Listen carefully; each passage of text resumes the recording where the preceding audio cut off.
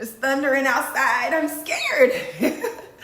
You are not a to-do list, okay?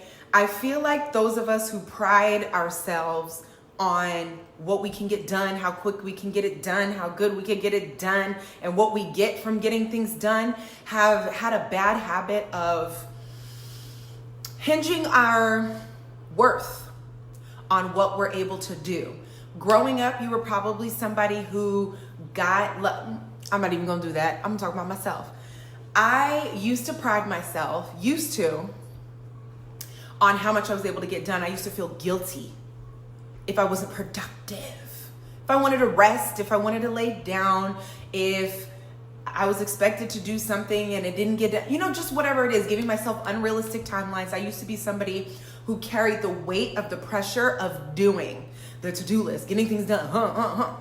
But what I can say, and then I have amazing parents, so we're not going to do the whole, when I was growing up in my childhood, my parents, but my dad is a military man and he had standards for his kids. And one of them was to do well in school, and to just do well in general, put your best foot forward and do the best that you can and try, my dad is very he's got the very practical advice and I used to like the way it felt when I did well, and he acknowledged that. I love my dad. I kind of used to consider myself a daddy's girl, so to speak, that whole thing, mama's boy, daddy's girl. I wanted my dad to be proud of me. I wanted him to be happy when he thought of me. I would look at my dad's sacrifices and the effort he put into making sure we had, and Christmases were good and dinners were great and birthdays were, and I'm like, the least I could do is be great. And I noticed that he likes, I used to be a runner, so I would get the blue ribbons and I'm competitive anyway. So I got the blue ribbons, the red ribbons, first or second place.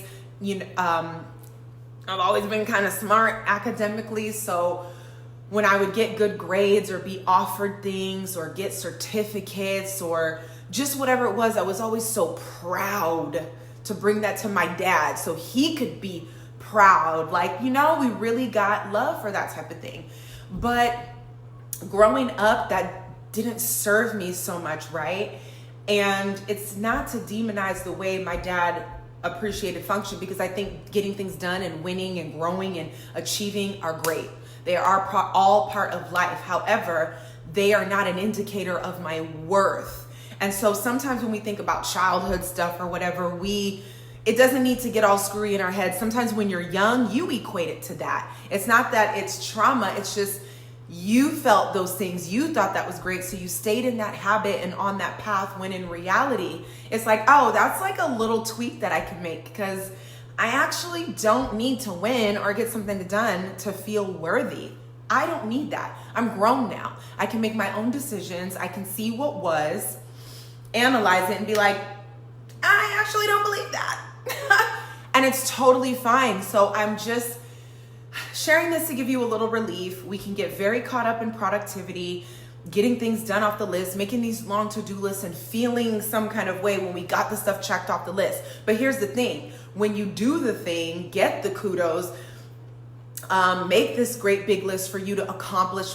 When you accomplish those things, you feel really great. But the only thing about putting so much weight on those things is when the opposite happens, when you're not getting something done, when you didn't get the best grade or the best ribbon or the best accolade, or when you need rest, you really actually need rest, you go the opposite way and start to feel guilty and unworthy and not enough, and I'm never doing enough, and and that can go really far left if you let it, so much so that you're literally not finding your worth.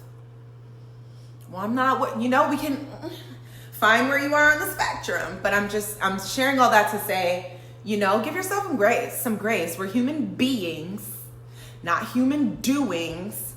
And as awesome as it is to get things done, it's also very full, very juicy, very powerful to be. Because when you're being, when you're resting, when you're receiving, there are things that you can accomplish in rest that you could never get done in hitting the ground running.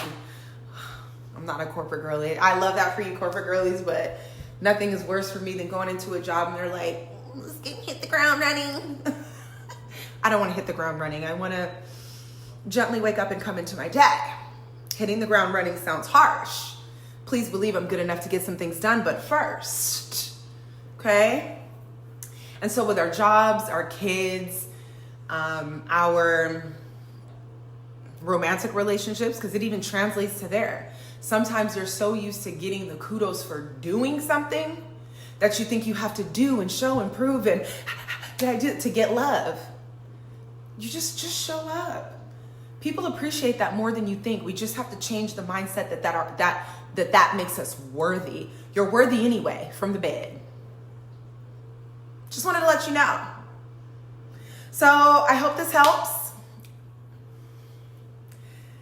And that was it. If you enjoyed this, I don't have to tell you to like it or share or subscribe, but if you want to, you can.